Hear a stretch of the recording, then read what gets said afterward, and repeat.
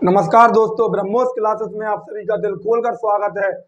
और कहते हैं कि कर दिखाओ कुछ ऐसा कि दुनिया करना चाहे आपके जैसा।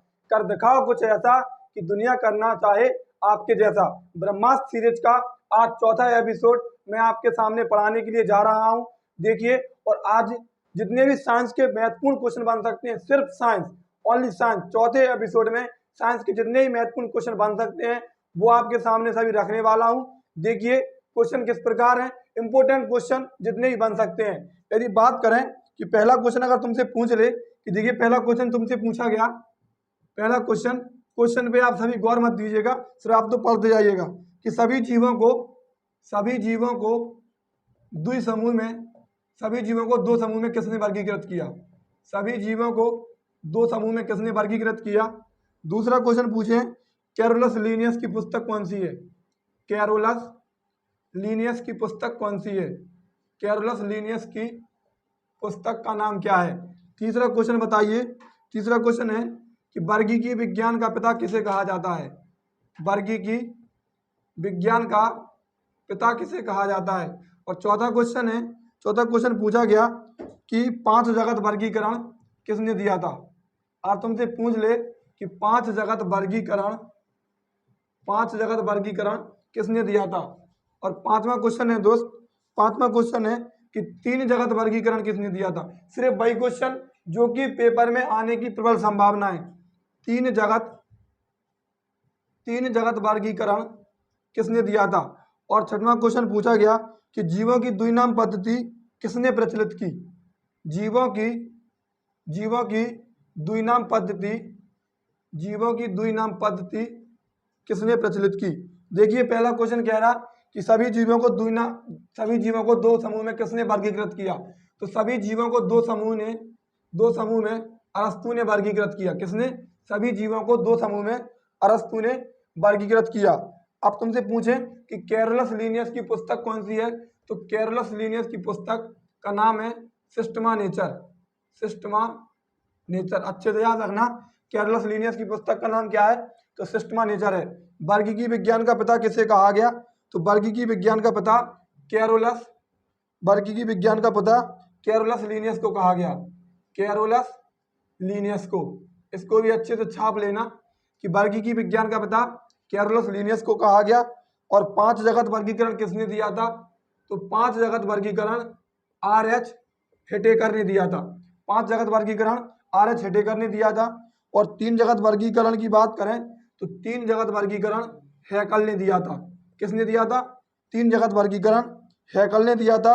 और जीवों की द्विनाम पद्धति किसने प्रचलित की। तो जीवों की द्विनाम पद्धति कैरोलस लीनियस ने प्रचलित की। और कौन सी भाषा में।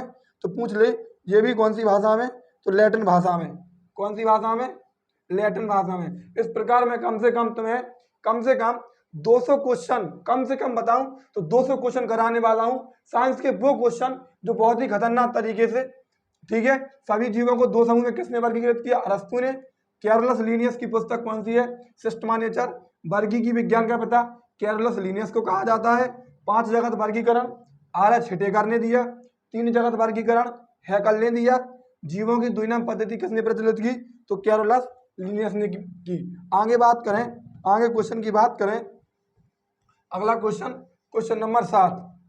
देखिए क्वेश्चन नंबर 7 आपको मैं 2 डोज देने वाला हूं साइंस के। पहला डोज मैं आपके सामने पढ़ा रहा हूं और आज ही दोनों डोज कम से कम 200 क्वेश्चन पढ़ाने वाला हूं। देखिए क्वेश्चन नंबर 7 की बात करें कि वनस्पति विज्ञान का पिता किसे कहा गया। वनस्पति विज्ञान का पिता किसे कहा गया।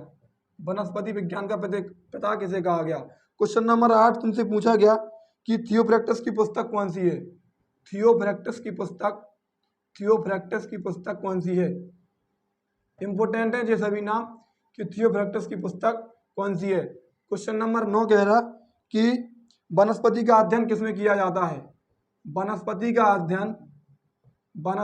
अध्ययन किसमें किया जाता है, इसको बता दीजिए। और क्वेश्चन नंबर 10 है कि वनस्पति का अध्ययन किसमें किया जाता है। और क्वेश्चन नंबर 10 कह रहा कि वनस्पति विज्ञान का सबसे बड़ा समूह कौन सा है। वनस्पति विज्ञान का सबसे बड़ा समूह वनस्पति विज्ञान का सबसे बड़ा समूह कौन सा है। और क्वेश्चन नंबर 11, शैवाल के अध्ययन को क्या कहते हैं, इसको भी बता दीजिए कि शैवाल के अध्ययन को क्या कहते हैं। शैवाल के अध्ययन को क्या कहते हैं, शैवाल के अध्ययन को क्या कहते हैं। और क्वेश्चन नंबर 12, कवक के अध्ययन को क्या कहते हैं, कवक के अध्ययन को क्या कहते हैं। और क्वेश्चन नंबर 12 कह रहा कि कवक के अध्ययन को क्या कहते हैं। और क्वेश्चन नंबर 13 पूछा गया कि अंतरिक्ष यान के केबल में, अंतरिक्ष यान के केबिन में जो अंतरिक्ष यान होते, अंतरिक्ष यान के केबिन में कौन सा शैवाल उगाया जाता है, अंतरिक्ष यान के केबिन में कौन सा शैवाल उगाया जाता है। देखिए क्वेश्चन नंबर 7 की बात करें, क्वेश्चन नंबर 7 कह रहा कि वनस्पति विज्ञान का पिता किसे कहा गया। तो वनस्पति विज्ञान का पिता थियोफ्रैक्टस को कहा गया। किसको, वनस्पति विज्ञान का पिता थियोफ्रैक्टस को कहा गया। और थियोफ्रैक्टस की पुस्तक कौन सी है, तो थियोफ्रैक्टस की पुस्तक हिस्टोरिया प्लांटेनम है, हिस्टोरिया प्लांटेनम है। कौन सी, हिस्टोरिया प्लांटेनम है। और लगभग इसमें 480 प्रकार के पौधों के समूह को वर्गीकृत किया गया, 480 प्रकार के पौधे के वर्गीकृत किया गया है। थियोफ्रैक्टस की पुस्तक कौन सी है, तो हिस्टोरिया प्लांटेनम है।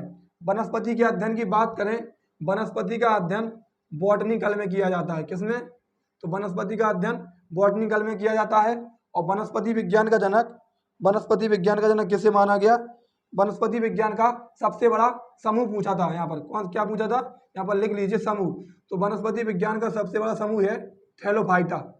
कौन सा, वनस्पति विज्ञान का सबसे बड़ा समूह थैलोफाइटा है। और शैवाल के अध्ययन को क्या कहते हैं, तो शैवाल के अध्ययन को कहते हैं फाइकोलॉजी।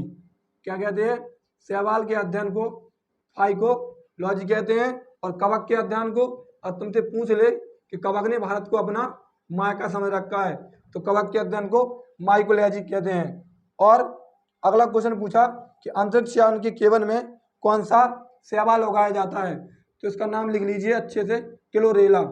क्लोरेला शैवाल अंतरिक्ष यान के केबिन में उगाया जाता है। आगे बात करें क्वेश्चन नंबर 14, क्वेश्चन नंबर 14 की बात करें। क्वेश्चन नंबर 14 देखिए क्या कह रहा, क्वेश्चन नंबर 14 की बात करें। क्वेश्चन नंबर 14 है, क्वेश्चन नंबर 14, कवक में भोजन किस रूप में संचित होता है, कवक में भोजन किस रूप में संचित होता है। पूछ ले अगर, कवक में भोजन किस रूप में संचित होता है। क्वेश्चन नंबर 14 पूछा गया, कवक में भोजन किस रूप में संचित होता है। क्वेश्चन नंबर 15 पूछा गया कि कवक की कोशिका भित्ति किसकी बनी होती है, कवक की कोशिका भित्ति किसकी बनी होती है, कवक की कोशिका भित्ति किसकी बनी होती है। और क्वेश्चन नंबर 16 पूछा गया कि डबल रोटी बनाने में कौन सहायक होता है। डबल रोटी, जिसको अपन डबल रोटी कहते हैं, लेकिन डबल नहीं होती, डबल रोटी होती है वो। डबल रोटी बनाने में कौन सहायक होता है, डबल रोटी बनाने में कौन सहायक होता है। और क्वेश्चन नंबर 17 पूछे कि गन्ने का लाल रंग किसके कारण होता है। मोस्ट इंपोर्टेंट लिख लीजिए, इस पे डायरेक्ट पूछा जाता है कि गन्ने का लाल रस्ट रोग या फिर गन्ने का लाल रंग किस कारण होता है। गन्ने का लाल रंग, गन्ने का लाल रंग किसके कारण होता है, गन्ने का लाल रंग किसके कारण होता है। और क्वेश्चन नंबर 18 पूछा गया कि लाइकेन शब्द का प्रयोग पहली बार किसने किया था। लाइकेन शब्द का प्रयोग, लाइकेन शब्द का प्रयोग पहली बार किसने किया था, लाइकेन शब्द का प्रयोग पहली बार किसने किया था। क्वेश्चन नंबर 19 है कि लाइकेन के अध्ययन को क्या कहते हैं। अगला क्वेश्चन है कि लाइकेन के अध्ययन को क्या कहते हैं, लाइकेन के अध्ययन को क्या कहते हैं।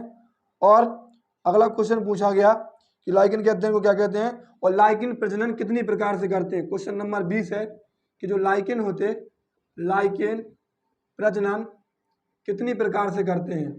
देखिए लाइकेन प्रजनन कितनी प्रकार से करते हैं। अब तुमसे पूछे कि कवक में भोजन किस रूप में संचित होता है, कवक में भोजन किस रूप में संचित होता है, तो कवक में भोजन ग्लाइकोजन के रूप में संचित होता है। किसके, कवक में भोजन ग्लाइकोजन के रूप में संचित होता है। और कवक की कोशिका भित्ति किसकी बनी होती है, कवक की कोशिका भित्ति काइटिन की बनी होती है। जो कवक रहता, कवक की कोशिका भित्ति काइटिन की बनी होती है और कवक में भोजन ग्लाइकोजन के रूप में संचित होता है। और डबल रोटी बनाने में कौन सहायक होता है? तो डबल रोटी बनाने में सैक्रोमाइसिस नामक कवक रहता है। सैक्रोमाइसिस नामक कवक इसमें सहायक होता है। ध्यान रखना अच्छे से कि डबल रोटी बनाने में कौन सहायक होता है, तो सैक्रोमाइसिस नामक कवक सहायक होता है। और गन्ने का लाल रंग किसके कारण होता है? तो गन्ने का लाल रंग कवक के कारण होता है। किसके कारण होता है? तो कवक के कारण होता है। इसको भी अच्छे से याद रखना। अगर तुमसे पूछे कि लाइकेन शब्द का प्रयोग पहली बार किसने किया था, तो लाइकेन शब्द का प्रयोग पहली बार किसने किया था? लाइकेन शब्द का प्रयोग पहली बार थियोफ्रैक्टिस ने किया था। किसने? लाइकेन शब्द का प्रयोग पहली बार थियोफ्रैक्टिस ने किया था। लाइकेन शब्द का पहली बार किसने किया था? तो थियोफ्रैक्टिस ने किया था। और लाइकेन के अध्ययन को लाइकेनोलॉजी कहते हैं। क्या कहते हैं? लाइकेनोलॉजी कहते हैं। इसको भी छाप लेना।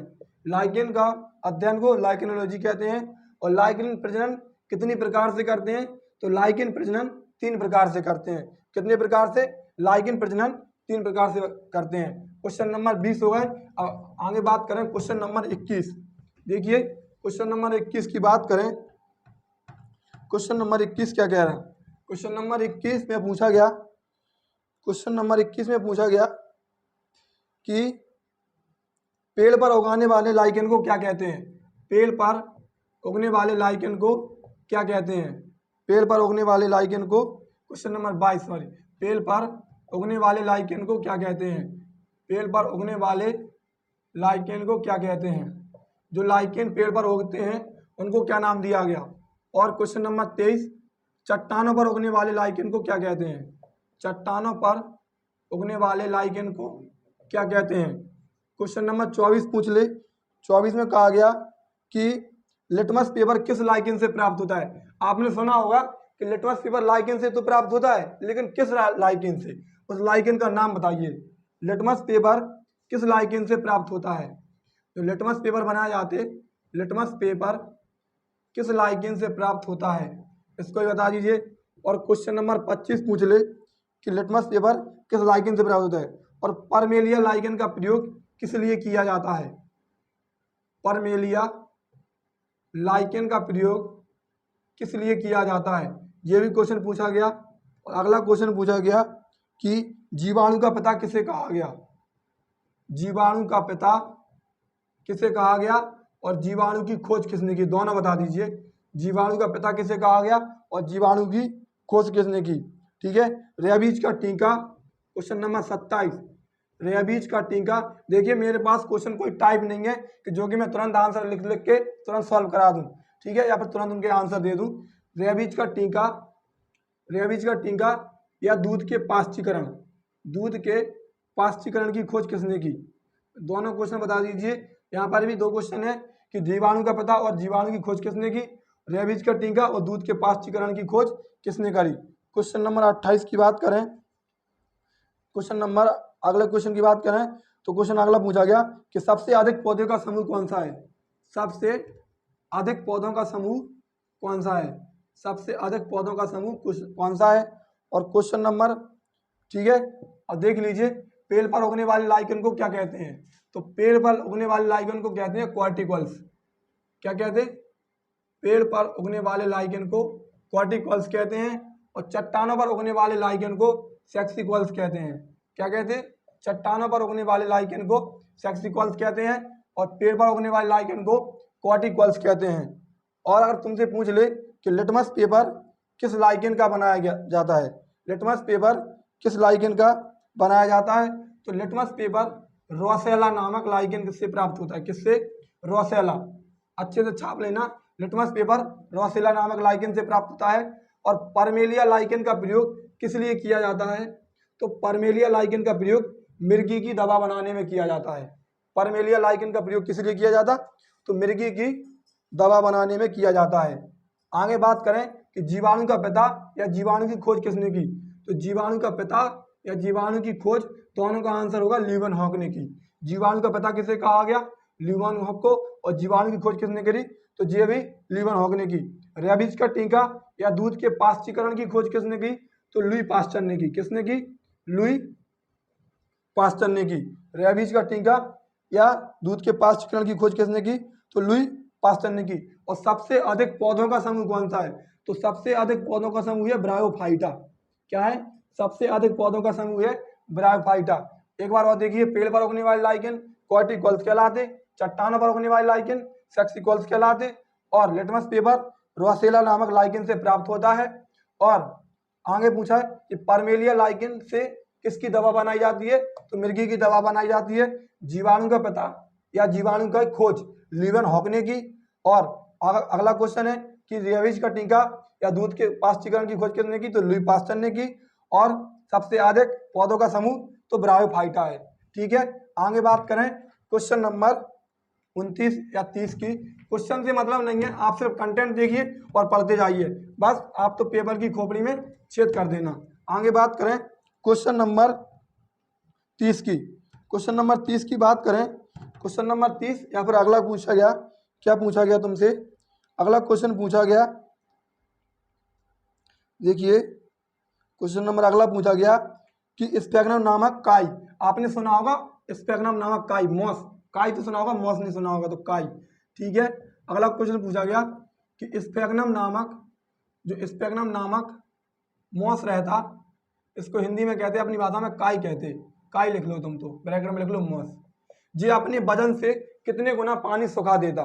जो स्पैग्नम नामक काई या मॉस रहता, ये अपने वजन से 17 गुना पानी सुखा देता। मतलब 1 किलो तुम स्पैग्नम मॉस या काई ले लो और उस पर 17 लीटर पानी डाल दो तो उसमें सूख जाएगा वो पानी। ठीक है, 17 लीटर, कितने लीटर? स्पैग्नम नामक मॉस या काई अपने वजन का 17 लीटर पानी सूख लेता है। इसका आंसर यही है। अगर तुमसे पूछ ले कि पादप जगत का सबसे बड़ा पौधा कौन सा है? पादप जगत का, पादप जगत का सबसे बड़ा पौधा कौन सा है? पादप जगत का सबसे बड़ा पौधा, पादप जगत का सबसे बड़ा पौधा कौन सा है? और आगे पूछे कि साबूदाने कहाँ से प्राप्त होते हैं? जो तुम साबूदाना कहते हो, साबूदाना नहीं होता, साबूदाना होता। कि साबूदाना कहाँ से प्राप्त होता है, मतलब किस पेड़ से प्राप्त होता है? तो साबूदाना कहाँ से प्राप्त होता है? अगला क्वेश्चन पूछा गया कि किस पौधे के परागण, किस पौधे के परागण, किस पौधे के परागण वायु में, किस पौधे के परागण वायु द्वारा इतनी तादाद में उड़ते हैं, इतनी तादाद में, इतनी तादाद में उड़ते हैं कि बादल पीले दिखाई देने लगते हैं? ये क्वेश्चन पूछा गया है और पेपर में आया हुआ है कि बादल पीले दिखाई देने लगते हैं, यही बता दीजिए। और क्वेश्चन नंबर अगले की बात करें, अगला क्वेश्चन पूछा गया कि तारपीन का तेल, तारपीन का तेल किस पेड़ से निकलता है? तारपीन का तेल, तारपीन का तेल किस पेड़ से प्राप्त होता है या निकलता है? ठीक है, तारपीन का तेल किस पेड़ से प्राप्त होता है? क्वेश्चन नंबर अगले की बात करें कि सैंडल्स का तेल किस पेड़ से प्राप्त होता है? सैंडल्स का तेल किस पेड़ से प्राप्त होता है? सैंडल्स का तेल किस पेड़ से प्राप्त होता है? आगे बताइए। अगले क्वेश्चन की बात करें, अगला क्वेश्चन पूछा गया कि स्याही तथा चमड़ा बनाने में किसका प्रयोग किया जाता है? स्याही तथा चमड़ा, स्याही तथा चमड़ा बनाने में किसका प्रयोग किया जाता है? स्याही तथा चमड़ा बनाने में किसका प्रयोग किया जाता है? देखिए आगे बात करें, आगे बात करें क्वेश्चन नंबर किसकी? तो स्पैग्नम नामक काई या मॉस कितने लीटर पानी? तो 17 लीटर पानी, ये मैंने तुम्हें अभी बता ही दिया था। ठीक है, अगर आगे बात करें कि पादप जगत का सबसे बड़ा पौधा कौन सा है? तो सिकुआ, कौन सा है? सिकोया, सिकुआ है। ठीक है, पादप जगत का सबसे बड़ा पौधा कौन सा है? तो सिकुआ है। आगे बात करें कि साबूदाने किससे, कहाँ से प्राप्त होते हैं? तो एक पौधा होता है या पेड़ होता साइकस, साइकस के मण से, तो साइकस का मण निकलता, साइकस के मण से साबूदाने प्राप्त होते हैं, साइकस के मण से साबूदाने प्राप्त होते हैं। किस पौधे के परागण वायु में इतनी तादाद में उड़ते हैं कि बादल पीले दिखाई देने लगते हैं? अच्छा क्वेश्चन है, इंपोर्टेंट क्वेश्चन है कि किस पौधे के परागण वायु में इतनी तादाद में उड़ते हैं कि बादल पीले दिखाई देने लगते? तो इसका आंसर क्या है? इसका आंसर है पाइनस। क्या है इसका आंसर? है पाइनस। पाइनस के जो फूल रहते वो वायु में इतनी तादाद में उड़ते कि पीले दिखाई देने लगते, जो बादल रहते वो पीले दिखाई देने लगते। तारपीन का तेल किस पेड़ से प्राप्त होता है? तारपीन का तेल किससे प्राप्त होता? जो तारपीन का तेल रहता वो किससे प्राप्त होता है? ध्यान रखना, उस पेड़ का नाम है देवदार। तारपीन का तेल किससे? तो चीड़ के पेड़ से प्राप्त होता है। चीड़ के पेड़ से प्राप्त होता तारपीन का तेल। तारपीन का तेल चीड़ के पेड़ से प्राप्त होता। और सैंडल्स का तेल किससे? तो ये किसके? देवदार के वृक्ष से प्राप्त होता है। देवदार के वृक्ष से प्राप्त होता है। अच्छे से देखिएगा, सैंडल्स का तेल देवदार के वृक्ष से प्राप्त होता है। स्याही तथा चमड़ा बनाने में किसका प्रयोग किया जाता है? स्याही तथा चमड़ा बनाने में रेनन का प्रयोग किया जाता है। किसका? स्याही तथा चमड़ा बनाने में रेनन का प्रयोग किया जाता है। इसको भी अच्छे से याद रखना। एक बार और देखिए, स्पैग्नम नामक जो काई या मोस रहता, ये अपने वजन से 17 लीटर पानी सोख लेता है। पादप जगत का सबसे बड़ा पौधा सेकुआ है। ठीक है। साबूदाने कहाँ से प्राप्त होते? साइकस के मल से प्राप्त होते साबूदाने। किस पौधे के परागण वायु में इतनी तादाद में उड़ते हैं कि बादल पीले दिखाई देने लगते? पाइनस। ठीक है। तारपीन का तेल चीड़ के वृक्ष से प्राप्त होता है। सैंडल्स का तेल देवदार के वृक्ष से प्राप्त होता है। स्याही तथा चमड़ा बनाने में किसका प्रयोग किया जाता है? तो रेनन का प्रयोग किया जाता है। स्याही तथा चमड़ा बनाने में रेनन का प्रयोग किया जाता है। आगे बात करें, देखिए आगे कौन सा क्वेश्चन पूछा गया। अगला क्वेश्चन पूछा गया तुमसे कि पैलेस पॉइंट बनाने में किसका प्रयोग किया जाता है। अगर तुमसे पूछ ले कि स्याही तथा चमड़ा बनाने में रेनन का प्रयोग किया जाता है और पैलेस पॉइंट बनाने में किसका प्रयोग किया जाता, तो टैनन का प्रयोग किया जाता है। इसको भी छाप लेना। पैलेस पॉइंट बनाने में किसका प्रयोग किया जाता, तो टैनन का प्रयोग किया जाता है। पैलेस पॉइंट बनाने में टैनन का प्रयोग किया जाता है। आगे बात करें, ये तो हो गया कि पैलेस पॉइंट बनाने में किसका प्रयोग किया जाता है? टैनन का। क्वेश्चन नंबर 39 की बात करें। क्वेश्चन देखिए, माइटोकॉन्ड्रिया की खोज किसने की? माइटोकॉन्ड्रिया की खोज किसने की? क्वेश्चन नंबर 40 है। पादपों में कोशिका भित्ति किसकी बनी होती है? पादपों में कोशिका भित्ति किसकी बनी होती है? पादपों में कोशिका भित्ति किसकी बनी होती है? और क्वेश्चन नंबर 41 की बात करें कि पैलेट कण किसे कहते हैं? पैलेट कण किसे कहते हैं? ये बता दीजिए कि पैलेट कण किसे कहते हैं। और क्वेश्चन नंबर 42 की बात करें कि ऊर्जा के 10% का नियम किसने दिया था? ऊर्जा के 10% का नियम किसने दिया था? ऊर्जा के 10% का नियम किसने दिया था? और पारिस्थितिकी तंत्र शब्द का प्रयोग किसने किया था? क्वेश्चन नंबर 43 है कि पारिस्थितिकी तंत्र का शब्द, पारिस्थितिकी तंत्र शब्द है का इसका प्रयोग किसने किया था? इसको भी अच्छे से छाप लेना, आया हुआ क्वेश्चन है। ठीक है।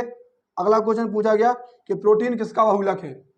प्रोटीन किसका बहुलक है? प्रोटीन किसका बहुलक है? अगला क्वेश्चन पूछा गया प्रोटीन किसका बहुलक है। आगे पूछा गया कि अमीनो अम्ल किसके बने होते हैं? क्वेश्चन नंबर जो 45 है, ये पूछा गया कि अमीनो अम्ल होते ये किसके बने होते हैं? अमीनो अम्ल किसके बने होते हैं? ठीक है। अमीनो अम्ल किसके बने होते? क्वेश्चन पूछा गया अमीनो अम्ल किसके बने होते हैं। और माइटोकॉन्ड्रिया की बात करें कि माइटोकॉन्ड्रिया की खोज किसने करी थी? तो माइटोकॉन्ड्रिया की खोज अल्टमैन ने करी थी। किसने? माइटोकॉन्ड्रिया की खोज अल्टमैन ने करी थी। इसे कोशिका का पावर हाउस कहते हैं। क्या कहते हैं? कोशिका का पावर हाउस। कोशिका का पावर हाउस कहते हैं माइटोकॉन्ड्रिया को। इसको भी अच्छे से ध्यान रखना। माइटोकॉन्ड्रिया की खोज अल्टमैन ने की थी और इसे कोशिका का पावर हाउस कहते हैं। पादपों में कोशिका भित्ति किसकी बनी होती है? तो पादपों में कोशिका भित्ति सेल्यूलोज की बनी होती है। किसकी? पादपों में कोशिका भित्ति सेल्यूलोज की बनी होती है। पैलेट कण किसे कहते हैं? वाह क्या क्वेश्चन है, मोस्ट इंपोर्टेंट क्वेश्चन है जी। पैलेट कण क्वेश्चन किसे कहते हैं? तो पैलेट कण राइबोसोम को कहते हैं। जो क्वेश्चन पूछा गया है एसएससी जीडी में, ध्यान रखना। पैलेट कण किसे कहते हैं? राइबोसोम को कहते हैं। ऊर्जा के 10% प्रभाव का नियम किसने दिया था? तो लिंडेमान ने दिया था। किसने? ऊर्जा के 10% प्रभाव का नियम लिंडेमान ने दिया था। पारिस्थितिकी शब्द, तो पारिस्थितिकी तंत्र शब्द है, इसका प्रयोग किसने किया था? तो इसका प्रयोग टेंसले ने किया था। इसको भी छाप लेना। पारिस्थितिकी तंत्र शब्द का प्रयोग किसने किया था? इस पेज पर बहुत खतरनाक क्वेश्चन है, जितने भी क्वेश्चन है मोस्ट इंपोर्टेंट है, छाप लो अच्छे से। इस पेज पर जितने क्वेश्चन है वो इंपोर्टेंट क्वेश्चन है। पारिस्थितिकी तंत्र शब्द किसने दिया था? टेंस लेने दिया था। प्रोटीन किसका बहुलक है? प्रोटीन, तुमसे क्वेश्चन पूछा गया कि प्रोटीन किसका बहुलक है, तो प्रोटीन एमिनो अम्ल का बहुलक है। किसका? प्रोटीन एमिनो अम्ल का बहुलक है। प्रोटीन एमिनो अम्ल का बहुलक है। और अमीनो अम्ल किसके बने होते हैं? क्वेश्चन पूछा गया तो नाइट्रोजन के। किसके? नाइट्रोजन के बने होते हैं, इसको भी छाप लेना।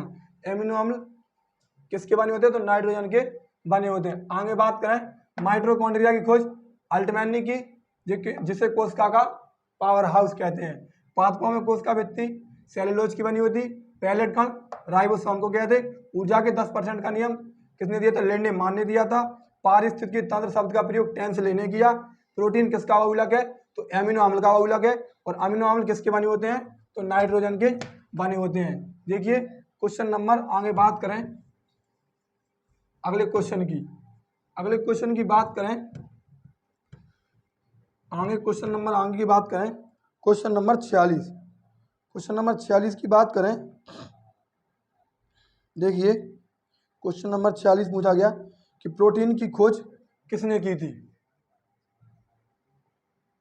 प्रोटीन की खोज किसने की थी, ये बता दीजिए। क्वेश्चन नंबर 47 पूछा गया कि शरीर की प्रयोगशाला किसे कहा गया? शरीर की प्रयोगशाला किसे कहा गया? शरीर की प्रयोगशाला किसे कहा गया? और क्वेश्चन नंबर 48 है, पेड़ पौधों में भोजन का संचय किस रूप में होता है? पेड़ पौधों में भोजन का संचय किस रूप में होता है? ठीक है। और क्वेश्चन नंबर 49 है कि मलेरिया की खोज किसने करी थी? मलेरिया की खोज किसने की थी? मलेरिया की खोज किसने की थी? तो क्वेश्चन नंबर 50 पूछा गया कि भूख, प्यास, प्यार, नफरत का केंद्र किसे कहा जाता है? भूख, प्यास, प्यार और नफरत। भूख, प्यास, प्यार और नफरत का केंद्र किसे माना जाता है? अगला क्वेश्चन है, रक्त का कितना % भाग प्लाज्मा कहलाता है? Important question. रक्त का कितना % भाग प्लाज्मा कहलाता है? और क्वेश्चन नंबर अगले की बात करें, अगले क्वेश्चन की बात करें कि प्लाज्मा से फाइब्रोनोजन को निकाला जाता है तो शेष भाग क्या कहलाता है? अगर प्लाज्मा से फाइब्रोनोजन को अलग कर दें, जो प्लाज्मा से फाइब्रोनोजन को अलग कर दें तो क्या बनता है? जो बचा हुआ भाग वो क्या कहलाता है? अम्लीय वर्षा का सूत्र क्या है? कल ही ग्रुप डी की परीक्षा में आया है, ध्यान रखना। अम्लीय वर्षा का सूत्र क्या है? एसिड रेन, या फिर इसे इमारतों का कुष्ठ रोग भी कहते हैं। अम्लीय वर्षा का सूत्र क्या है? अम्लीय वर्षा का सूत्र क्या है? देखिए प्रोटीन की खोज किसने की थी? क्वेश्चन पूछा गया कि प्रोटीन की खोज किसने की थी? तो प्रोटीन की खोज की बात करें तो प्रोटीन की खोज जे बर्जेलिस ने की थी। किसने? प्रोटीन की खोज जे बर्जेलिस ने की थी। शरीर की प्रयोगशाला यकृत को कहा गया। किसको? यकृत को कहा गया। और इसे कोई मानव शरीर की सबसे बड़ी ग्रंथि, मानव शरीर की सबसे बड़ी ग्रंथि पूछ ले तो यही है। मानव शरीर की सबसे बड़ी ग्रंथि यकृत है। और शरीर की प्रयोगशाला तो ये भी यकृत को कहा गया। ठीक है। अगर तुमसे पूछ ले कि शरीर में मिश्रित ग्रंथि कौन सी है? मिश्रित ग्रंथि, तो मिश्रित ग्रंथि है अग्न्याशय। मिश्रित ग्लैंड कौन सी है? तो वो है अग्न्याशय। इसको भी अच्छे से याद रखना, अग्न्याशय। ठीक है। मिश्रित ग्लैंड अग्न्याशय और सबसे बड़ी ग्रंथि यकृत। अगर तुमसे पूछ ले कि मानव शरीर की सबसे मजबूत हड्डी, मानव शरीर की सबसे मजबूत हड्डी पूछे तो जबड़े की हड्डी होती है। और मानव शरीर की सबसे छोटी हड्डी तो कान की हड्डी होती है। इसको भी ध्यान रखना। ठीक है। मानव शरीर की सबसे बड़ी हड्डी, सबसे मजबूत हड्डी तो जबड़े की हड्डी, सबसे छोटी तो कान की, और सबसे बड़ी ग्रंथि तो यकृत है। और मिश्रित ग्रंथि तो अग्न्याशय है। पेड़ पौधों में भोजन किस रूप में संचित होता है? क्वेश्चन नंबर 48 पूछा गया कि पेड़ पौधों में भोजन किस रूप में संचित होता है? तो ये ग्लाइकोजन के रूप में संचित होता है। किसके? ग्लाइकोजन के रूप में। पेड़ पौधों में भोजन ग्लाइकोजन के रूप में संचित होता है। मलेरिया की खोज किसने करी थी? मलेरिया की खोज अगर तुमसे पूछ ले कि मलेरिया की खोज, तो रोनाल्ड रोस ने करी थी। किसने? मलेरिया की खोज रोनाल्ड रोस ने की थी। भूख, प्यास, प्यार और नफरत का केंद्र, इंपोर्टेंट क्वेश्चन है कि किसे कहते हैं? भूख, प्यास, प्यार और नफरत का केंद्र, मास्टर ऑफ मास्टर ग्रंथि। और तुमसे पूछे मास्टर ग्रंथि, तो मास्टर ग्रंथि कहते पीयूष ग्रंथि को। किसको? पीयूष ग्रंथि को। मास्टर ग्रंथि तो कहते पीयूष ग्रंथि को। मास्टर ऑफ मास्टर ग्रंथि तो hypothalamus. Hypothalamus, master of master ग्रंथि हाइपोथैलेमस। और इसको ही क्या कहते? भूख, प्यास, प्यार और नफरत का केंद्र। मतलब जो जो सभी क्रियाएं होती तो इसी के द्वारा जिसे पता चलता। रक्त का कितना परसेंट भाग प्लाज्मा कहलाता है? तो रक्त का 55% भाग प्लाज्मा कहलाता। अच्छे से छाप लेना, रक्त का 55% भाग प्लाज्मा कहलाता। प्लाज्मा से फाइब्रोनोजन को अगर यदि निकाल दिया जाए तो क्या बनता है? जो बचा हुआ भाग वो कहलाता है सीरम।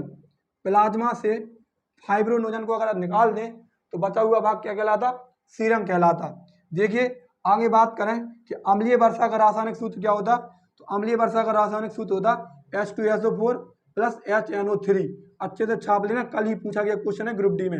अम्लीय वर्षा का रासायनिक सूत्र क्या है? तो H2SO4 और HNO3, जिसे इमारतों का कुष्ठ रोग कहते। क्या कहते? अम्लीय वर्षा को इमारतों का कुष्ठ रोग कहते हैं।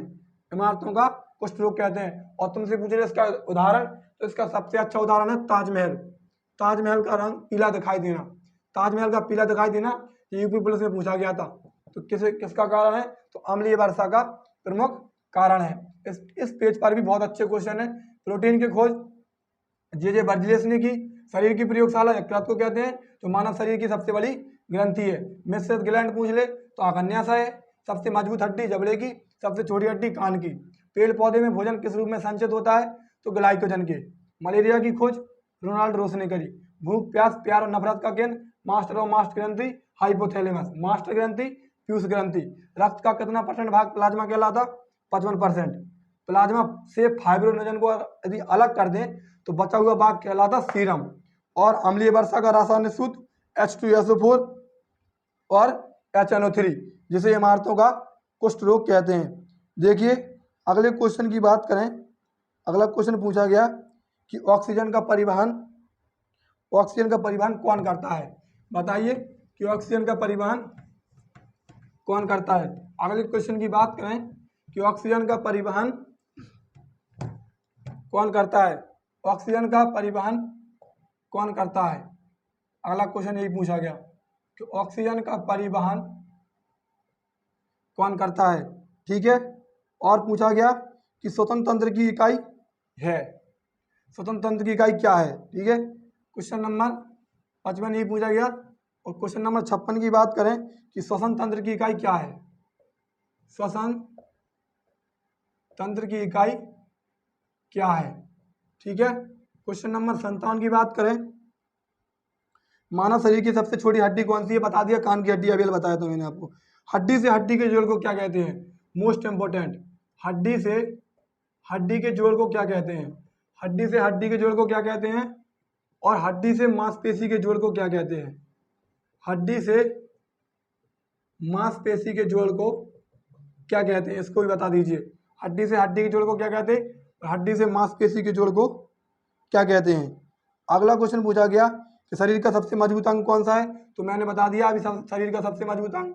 शरीर का सबसे मजबूत अंग पूछे तो जे बता दीजिए कौन सा होता है?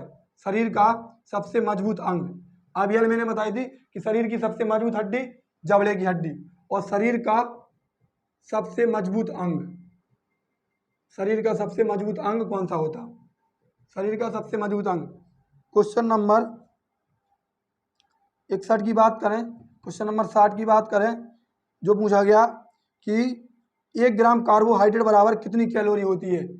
1 ग्राम कार्बोहाइड्रेट बराबर कितनी कैलोरी होती है? 1 ग्राम कार्बोहाइड्रेट बराबर बता दीजिए। तो इसके बाद 1 ग्राम प्रोटीन बराबर, 1 ग्राम प्रोटीन बराबर कितनी कैलोरी होती है?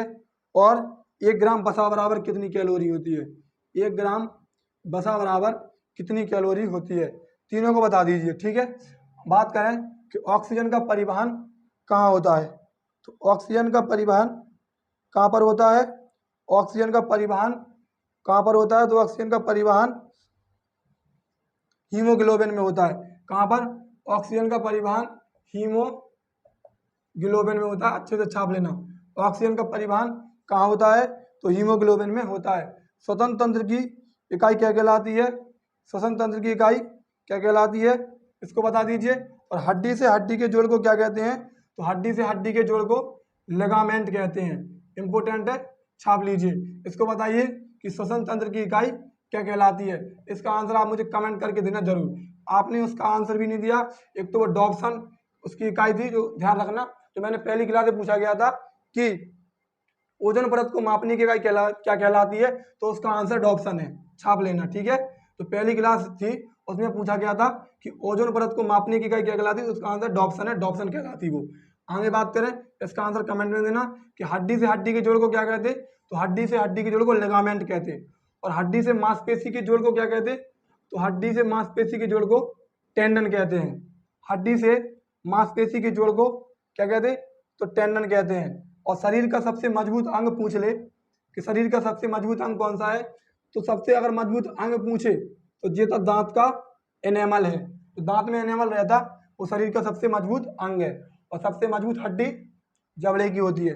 1 ग्राम कार्बोहाइड्रेट बराबर 4.3 कैलोरी होता है। 1 ग्राम कार्बोहाइड्रेट बराबर 4.3 कैलोरी होता है, अच्छे से छाप लेना। 1 ग्राम कार्बोहाइड्रेट बराबर 4.3 कैलोरी। 1 ग्राम अगर प्रोटीन बराबर पूछे तो 4.5 कैलोरी होता है। 1 ग्राम प्रोटीन बराबर 4.5 कैलोरी। और 1 ग्राम वसा बराबर तो 9.3 कैलोरी। 1 ग्राम वसा बराबर 9.3 कैलोरी। देखिए, ऑक्सीजन का परिवहन हीमोग्लोबिन में होता है। श्वसन तंत्र की इकाई क्या कहलाती है, जो तुम मुझे आंसर कमेंट में दोगे। हड्डी से हड्डी के जोड़ को लिगामेंट कहते हैं। हड्डी से मांसपेशी के जोड़ को टेंडन कहते हैं। और शरीर की सबसे मजबूत अंग एनेमल है। 1 ग्राम कार्बोहाइड्रेट बराबर 4.3 कैलोरी। 1 ग्राम प्रोटीन बराबर 4.5 कैलोरी। और 1 ग्राम वसा बराबर 9.3 कैलोरी। आगे बात करें, अगले क्वेश्चन की बात करें। देखिए, अगला क्वेश्चन पूछा गया, हमारे खून में कितने प्रकार के प्रोटीन पाए जाते हैं। बताइए, हमारे खून में कितने प्रकार के प्रोटीन पाए जाते हैं। हमारे खून में कितने प्रकार के प्रोटीन पाए जाते हैं। हमारे खून की बात करें तो हमारे खून में 6 प्रकार के प्रोटीन पाए जाते हैं। कितने, हमारे खून में 6 प्रकार के प्रोटीन पाए जाते हैं। इसको भी याद रखना। हमारे खून में कितने प्रकार के प्रोटीन, तो 6 प्रकार के प्रोटीन पाए जाते हैं। बाल और नाखून किसके बने होते हैं। बाल और नाखून किसके बने होते हैं। तो बाल और नाखून रहते ये किसके बने होते हैं, तो ये पूछ ले। बाल और नाखून काइटिन के बने होते हैं। किसके, बाल और नाखून काइटिन के बने होते हैं। अगला क्वेश्चन पूछा गया कि हेपरिन कहाँ पाया जाता है। तो हेपरिन नामक पदार्थ रहता, हेपरिन कहाँ पाया जाता है। हेपरिन यकृत में पाया जाता है। इसको भी अच्छे से याद रखना। हेपरिन कहाँ पाया जाता, यकृत में। बाल और नाखून काइटिन के बने होते हैं। और हमारे खून में 6 प्रकार के प्रोटीन पाए जाते हैं। ठीक है, आगे बात करें, अगला क्वेश्चन पूछा गया, वसा कहाँ एकत्रित होता है। जो वसा रहता, वसा कहाँ एकत्रित होता है, तो वहाँ का वसा कहाँ एकत्रित होता है, तो वसा यकृत में एकत्रित होता है। कहाँ पर, यकृत में। इसको भी अच्छे से याद रखना। अगला क्वेश्चन पूछा गया कि विटामिन की खोज किसने की थी। तो विटामिन तो शायद मैं आपको 2 बार पढ़ा चुका, देख लेना। विटामिन की खोज की बात करें तो विटामिन की खोज फ्रेडरिक हॉपकिंस ने की थी, 1912 में की थी। इसी के लिए 1921 में इन्हें नोबेल पुरस्कार मिला। और विटामिन का नाम फंक ने दिया था। विटामिन कितने प्रकार के होते हैं, 2 प्रकार के। एक तो जल में घुलनशील विटामिन और एक वसा में घुलनशील विटामिन। जल में कौन कौन से, BC, और वसा में कौन से, ADEK। ठीक है, देख लेना। और चैनल पे क्लास डेली। विटामिन की खोज फ्रेडरिक हॉपकिंस ने की थी 1912 में। 1921 में नोबेल पुरस्कार मिला। और विटामिन का नाम फंक ने दिया था।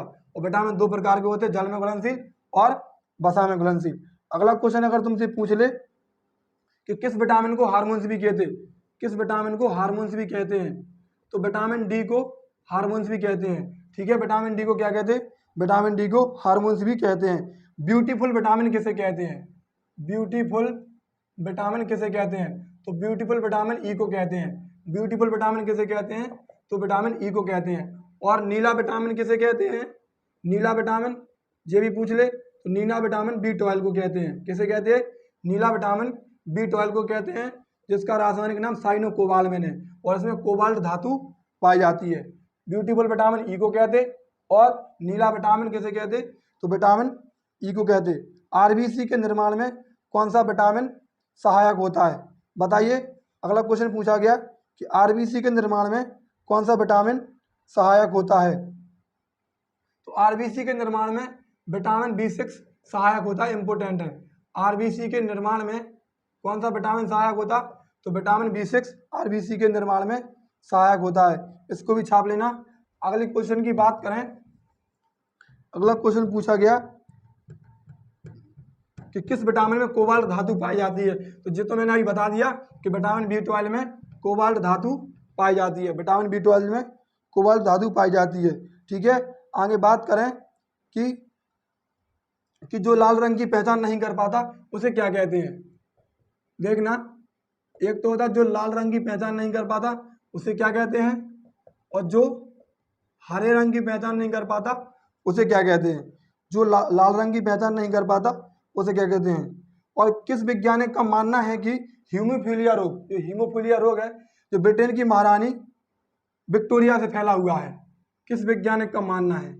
ऐसा किस वैज्ञानिक का मानना है कि जो हीमोफीलिया रोग है, हीमोफीलिया रोग, इसे शाही रोग भी कहते हैं, हीमोफीलिया रोग कि ब्रिटेन की महारानी विक्टोरिया से फैला है, ये बता दीजिए। सबसे बड़ी मानव कोशिका कौन सी है? अगला क्वेश्चन है कि सबसे बड़ी मानव कोशिका कौन सी है? सबसे बड़ी मानव कोशिका कौन सी है, ये भी क्वेश्चन पूछा गया। तो और जीवन की मूलभूत इकाई क्या है? जीवन की मूलभूत इकाई क्या है? जीवन की मूलभूत इकाई क्या है, ध्यान रखना। और राइबोसोम किसके बने होते हैं?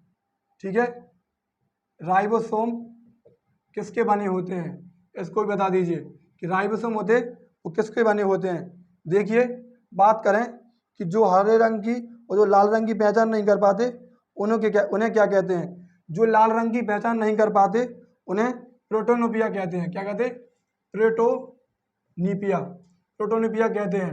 और जो हरे रंग की पहचान नहीं कर पाते उन्हें ड्यूटीरोनिपिया कहते हैं, ड्यूटीरोनिपिया कहते हैं। हरे रंग की क्या पहचान नहीं कर पाते? प्रोटोनिपिया। और जो जो लाल रंग की पहचान नहीं कर पाते उन्हें प्रोटोनिपिया, और जो हरे रंग की पहचान नहीं कर पाते उन्हें ड्यूटीरोनिपिया। किस वैज्ञानिक का मानना है कि जो हीमोफीलिया रोग है, जिसे शाही रोग कहते, वो ब्रिटेन की महारानी से फैला है? तो ध्यान रखना, अच्छा क्वेश्चन बनता है। हिल्डन, एक वैज्ञानिक थे हिल्डन, इनका मानना था कि जो हीमोफीलिया रोग है जो ब्रिटेन की महारानी विक्टोरिया से फैला हुआ है।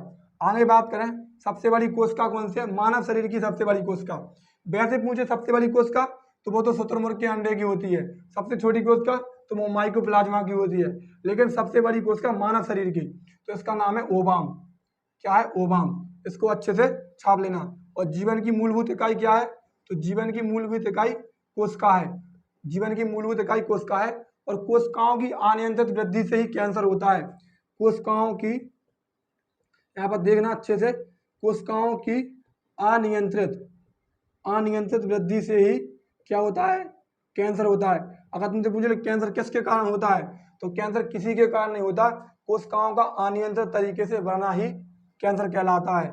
और बात करें कि राइबोसोम, ठीक है, पूछे कि राइबोसोम किसका बने होता है, तो राइबोसोम रहते वो आरएनए और प्रोटीन के बने रहते। किसके?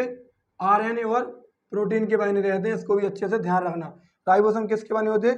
आरएनए और प्रोटीन के बने रहते हैं। अगले क्वेश्चन की बात करें, देखिए अगले क्वेश्चन की बात करें, शरीर में यूरिया का संश्लेषण कहाँ होता है? अगला क्वेश्चन पूछा गया कि शरीर में यूरिया का संश्लेषण कहाँ होता है? शरीर में यूरिया का संश्लेषण कहाँ होता है? और अगला क्वेश्चन पूछा गया कि लार की प्रकृति कैसी होती है? तो लार की प्रकृति कैसी होती है, ठीक है। लार की प्रकृति कैसी होती है, और लार किसके पाचन में सहायक होती है, लार किसके पाचन में सहायक होती है, ठीक है। लार किसके पाचन में सहायक होती है, ध्यान रखना। हमारे शरीर में नमक की मात्रा कितनी होती है, यही बता दीजिए कि हमारे शरीर में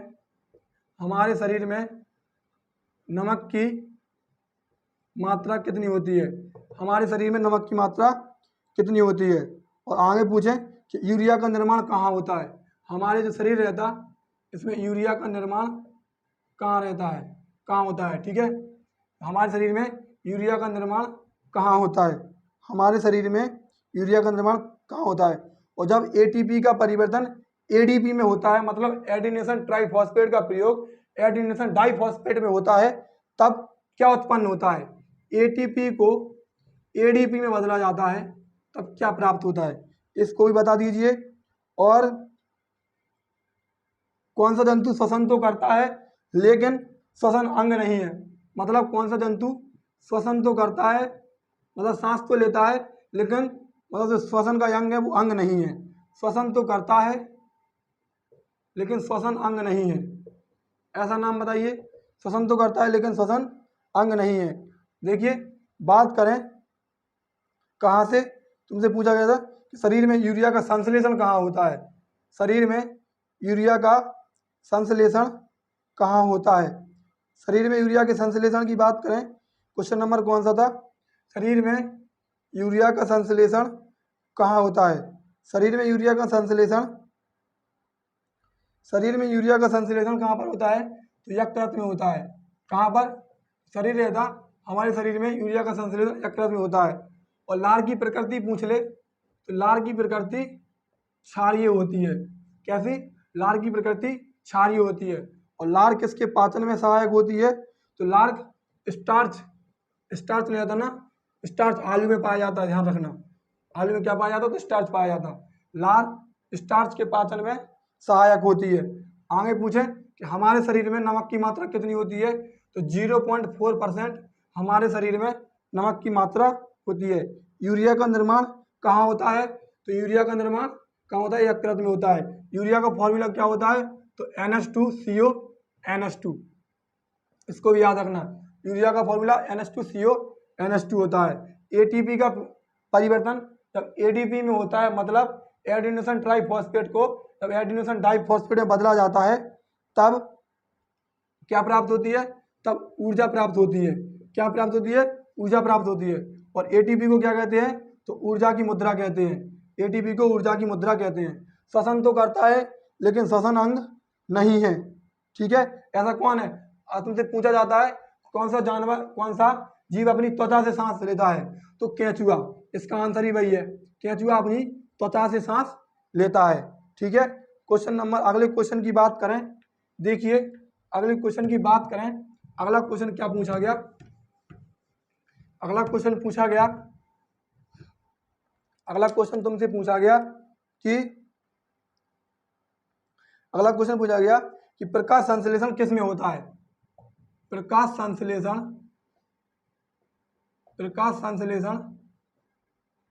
किस में होता है, ठीक है।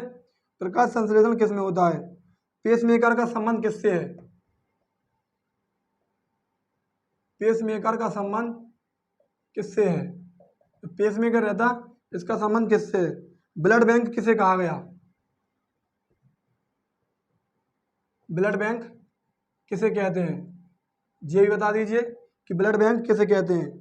और आरबीसी का जीवन काल कितने दिन होता है, आरबीसी का जीवन काल कितने दिन का होता है, और डब्ल्यूबीसी का जीवन काल कितने दिन का होता है, सब बता दीजिए। और बीसीजी में, तो जो बीसीजी लिखा इसमें सी का अर्थ क्या होता है, जो क्वेश्चन पूछा जाता है कि बीसीजी में सी का अर्थ क्या होता है, सब बता दीजिए कि बीसीजी में सी का अर्थ क्या होता है। पहला क्वेश्चन है कि प्रकाश संश्लेषण किस में होता है, प्रकाश संश्लेषण किस में होता है, तो पौधों की पत्तियों में प्रकाश संश्लेषण, ये पौधे रहते इनकी पत्तियों में प्रकाश संश्लेषण होता है, ठीक है, पौधों की पत्तियों में प्रकाश संश्लेषण होता है।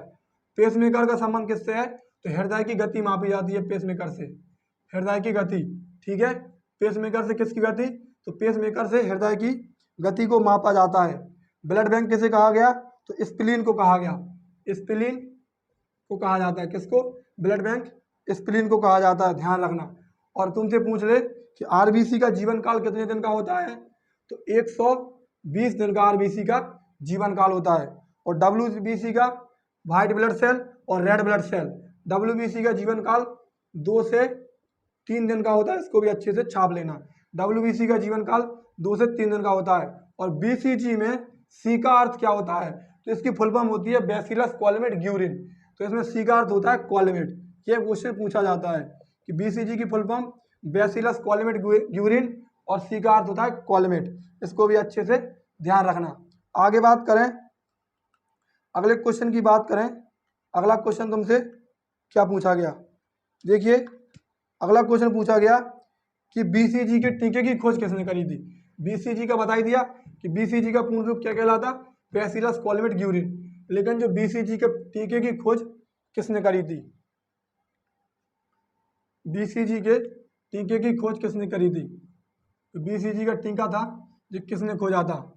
और चेचक के टीके की खोज किसने करी थी?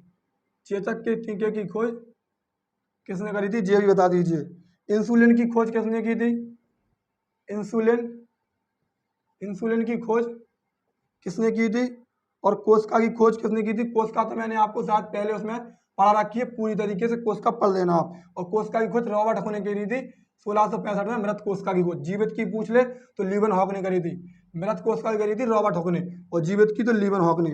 ठीक है। सबसे लंबी कोशिका शुतुरमुर्ग के अंडे की होती, सबसे छोटी कोशिका माइकोप्लाज्मा की होती।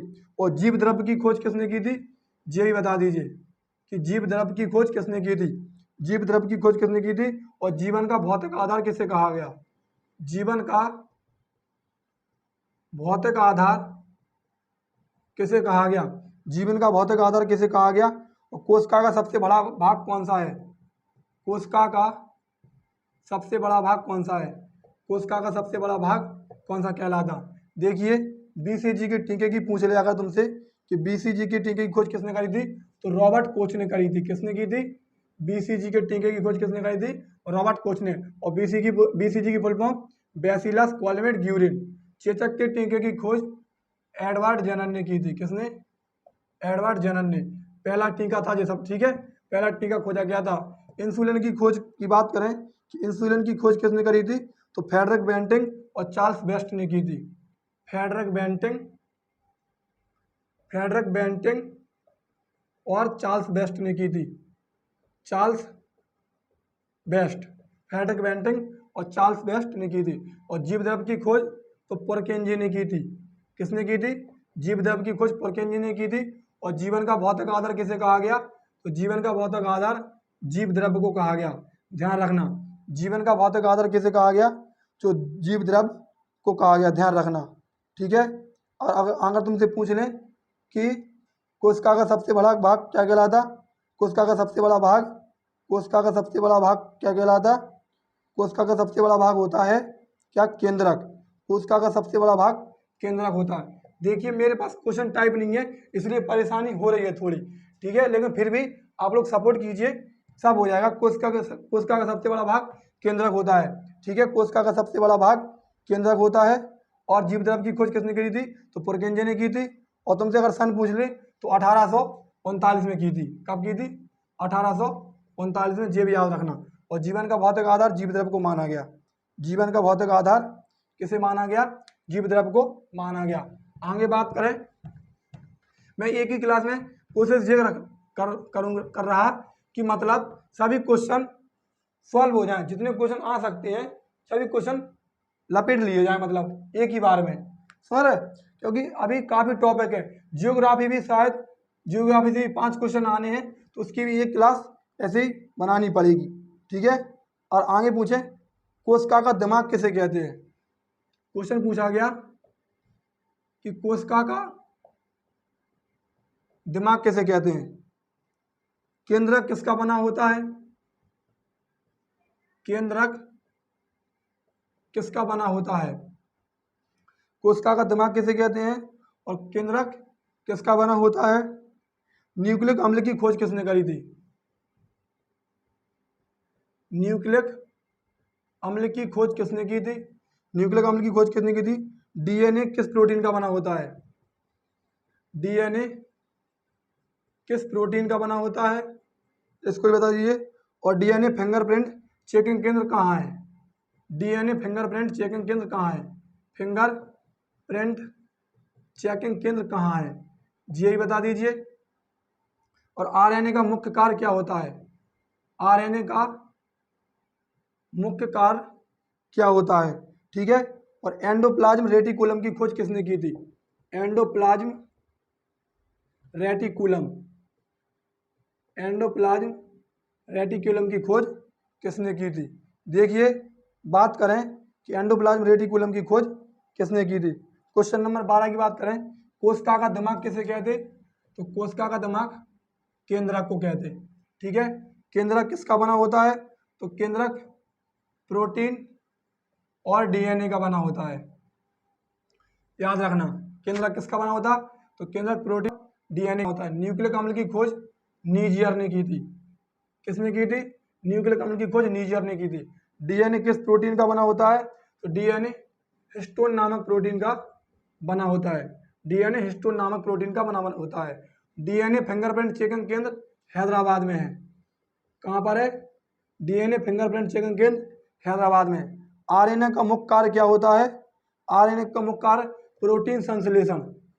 आरएनए का मुख्य कार्य होता है प्रोटीन का संश्लेषण करना, ध्यान रखना। आरएनए का प्रमुख कार्य प्रोटीन का संश्लेषण करना। और एंडोप्लाज्म रेटिकुलम की खोज किसने करी थी? तो के आर पॉटर ने की थी। किसने की थी? के आर पॉटर ने की थी। ठीक है, ध्यान रखना। एंडोप्लाज्म रेटिकुलम की खोज किसने की थी? तो के आर पॉटर ने की थी। अगर तुमसे पूछ ले कि डीएनए का मूल मात्रक क्या है? डीएनए का मूल मात्रक deoxy nucleic acid, deoxy nucleic acid, याद रखना। डीऑक्सी राइबो न्यूक्लिक एसिड है। डीएनए का मूल मात्रक क्या है? ध्यान रखना, deoxy deoxy ribo nucleic acid, ribo nucleic acid. और आरएनए का पूछे, ठीक है, तो राइबो न्यूक्लिक एसिड। क्या है? Ribo nucleic acid. ठीक है। डीएनए का क्या है? तो डीऑक्सी राइबो न्यूक्लिक एसिड। और आरएनए का क्या है? तो राइबो न्यूक्लिक एसिड। एक बार और देखिए, कोशिका का दिमाग केंद्रक को कहते हैं। कोशिका किसका बना होता है? केंद्रक किसका बना होता है? प्रोटीन एवं डीएनए का। न्यूक्लिक अम्ल की खोज नीजियर ने की। डीएनए किस प्रोटीन का बना होता है? हिस्टोन नामक प्रोटीन का बना होता है। डीएनए फिंगरप्रिंट चेकिंग केंद्र हैदराबाद में है। आरएनए का मुख्य कार्य प्रोटीन संश्लेषण है। ठीक है, आरएनए का मुख्य कार्य प्रोटीन का संश्लेषण है। और एंडोप्लाज्म रेटिकुलम की खोज किसने की थी? तो के आर पॉटर ने की थी। किसने की थी? के आर पॉटर ने की थी, ध्यान रखना। आगे बात करें, अगले क्वेश्चन की बात करें। अगर अगला क्वेश्चन तुमसे पूछे, अगला क्वेश्चन है कि आत्महत्या की थैली किसे कहते हैं? आत्महत्या की थैली किसे कहते हैं? आत्महत्या की थैली किसे कहते हैं? बताइए कि आत्महत्या की थैली किसे कहते हैं। और अगले क्वेश्चन की बात करें कि आत्महत्या की थैली किसे कहते हैं। आत्महत्या की थैली की बात करें, और खून का निर्माण कहाँ होता है? खून का निर्माण कहाँ होता है, ये बता दीजिए कि खून का निर्माण कहाँ होता है और आत्महत्या की थैली किसे कहते हैं। ठीक है। और कोशिका का पावर हाउस मैंने बता दिया था कि कोशिका का पावर हाउस क्या है। और डीएनए का मूल मात्रक क्या है? डीएनए का मूल मात्रक क्या है? और आरएनए का मूल मात्रक क्या है?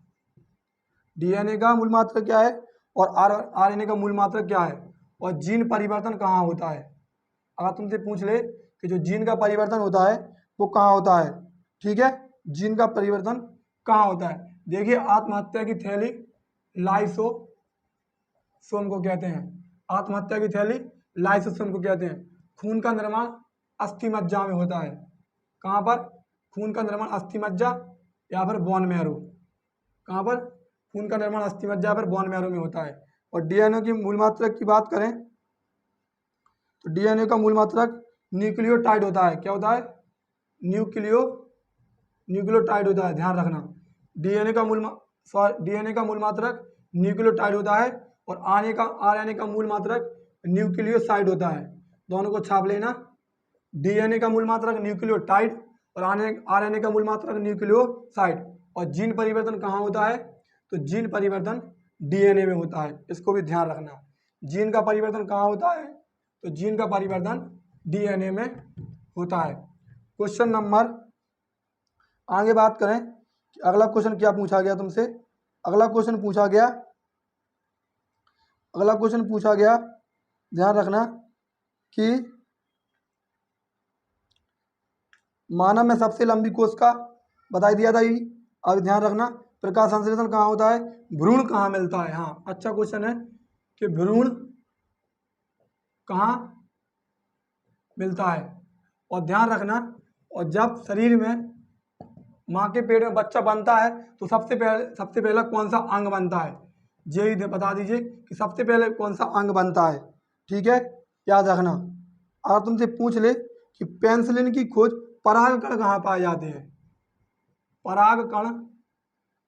परागकण कहाँ पाए जाते हैं, और पेनिसिलिन की खोज किसने करी थी, कौन से पेनिसिलिन की खोज किसने की थी, सब बता दीजिए कि पेनिसिलिन की खोज किसने की थी। भ्रूण कहाँ मिलता है, और तुमसे पूछ ले कि भ्रूण कहाँ मिलता है, तो भ्रूण बीज में मिलता है। कहाँ पर मिलता है? जो भ्रूण रहता वो बीज में मिलता है। और जब माँ के पेट में बच्चा बनता तो सबसे पहले यकृत बनता बच्चे का। क्या बनता? यकृत बनता।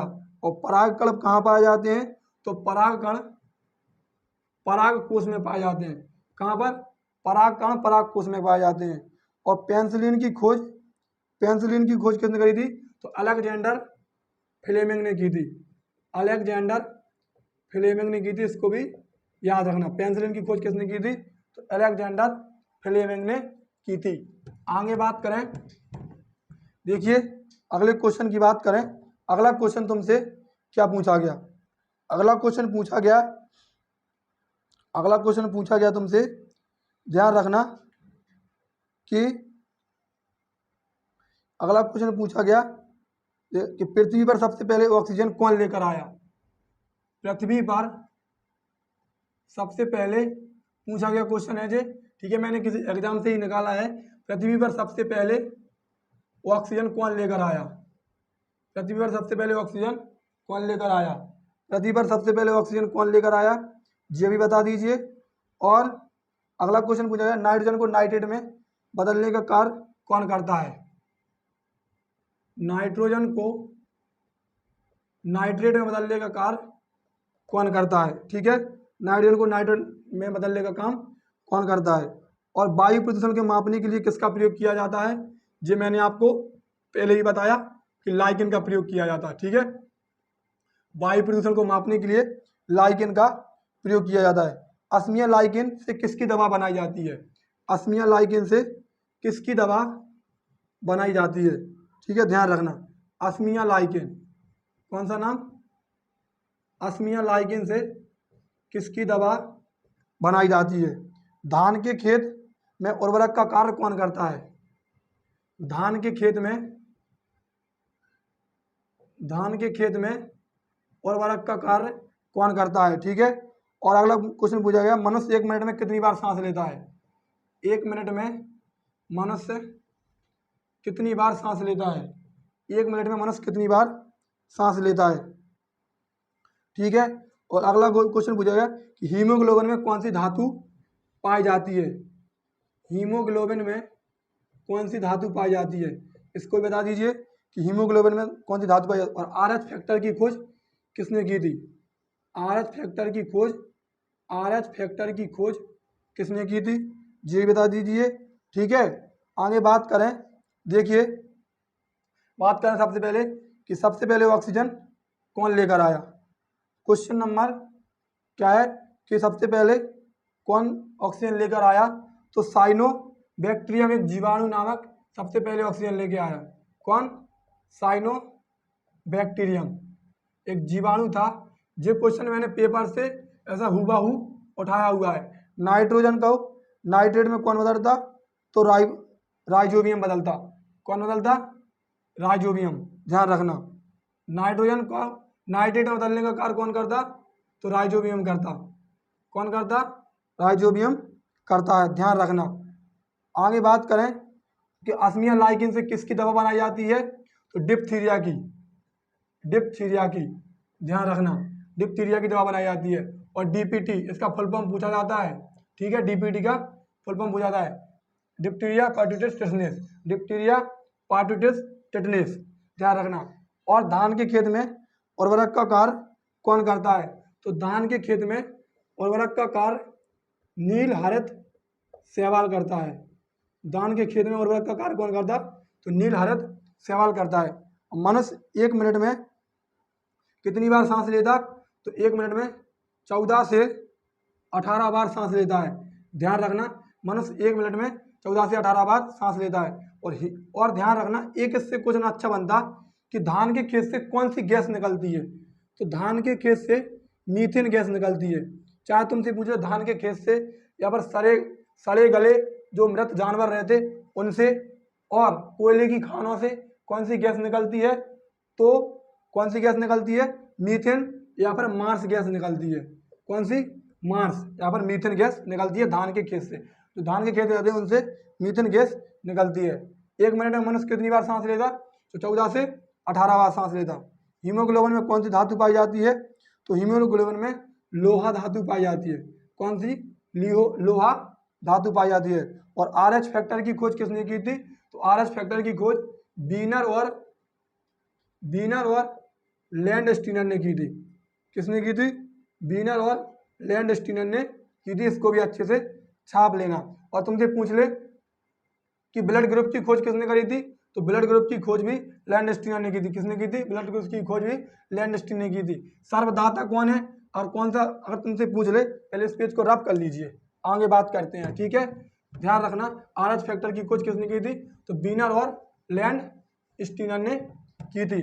अगर तुमसे पूछ ले कि रक्त परिसंचरण की खोज किसने की थी? सबसे पहले तो बताइए कि किसने ब्लड की खोज किसने की थी? जो ब्लड ग्रुप रहता इसकी खोज किसने की थी?